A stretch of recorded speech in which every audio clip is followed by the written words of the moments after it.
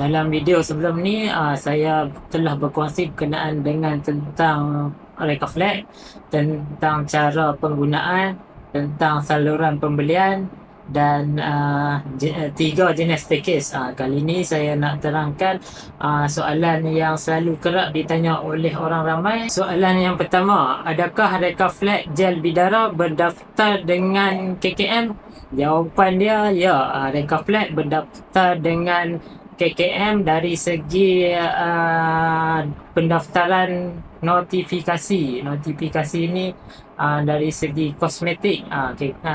Reka flat gel bidara berdaftar di bawah notifikasi daripada KKM Malaysia dari segi kosmetik produk. Soalan yang kedua, di manakah saya boleh dapatkan reka flat?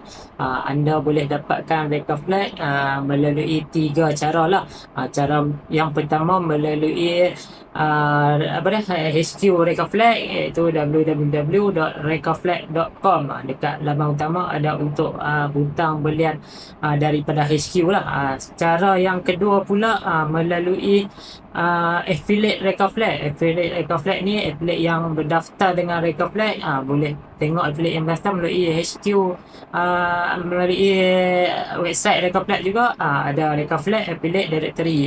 Dekat situ ada yang affiliate berdaftar ya. Dan cara yang ketiga adalah melalui rakan niaga kedai reka flat. Rakan niaga kedai reka flat dekat website kita dah letak ada senarai rakan niaga reka flat di Kedah dan di Perlis setakat mempunyai 100 lebih kedai lah. Anda boleh tengok dekat situ, boleh dapatkan reka flat melalui rakan niaga kedai. Soalan yang ketiga, bagaimana ingin memilih package yang sesuai?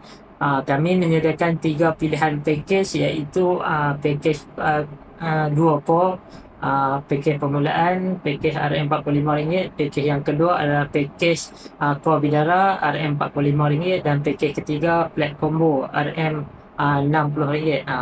Pada pandangan saya, anda boleh mengikut kesesuaian package mengikut bajet dan keperluan anda dalam menggunakan reka flat gel bidara. Contoh nak guna untuk permulaan, boleh ambil package mula dulu, package 45. Bila dah nak kekalkan momentum, boleh ambil package yang ni lah untuk flat combo. Itu pendapat saya lah.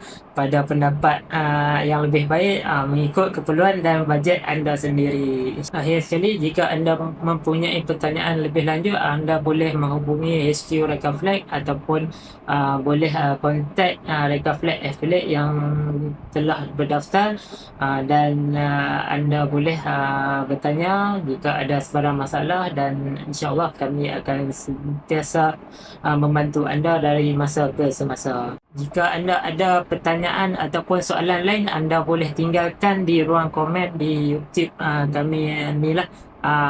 Kami akan kumpul dan kami akan buatkan FAQ untuk Reka Flat dari masa ke semasa mengikut pertanyaan soalan yang telah ditanya, insyaAllah.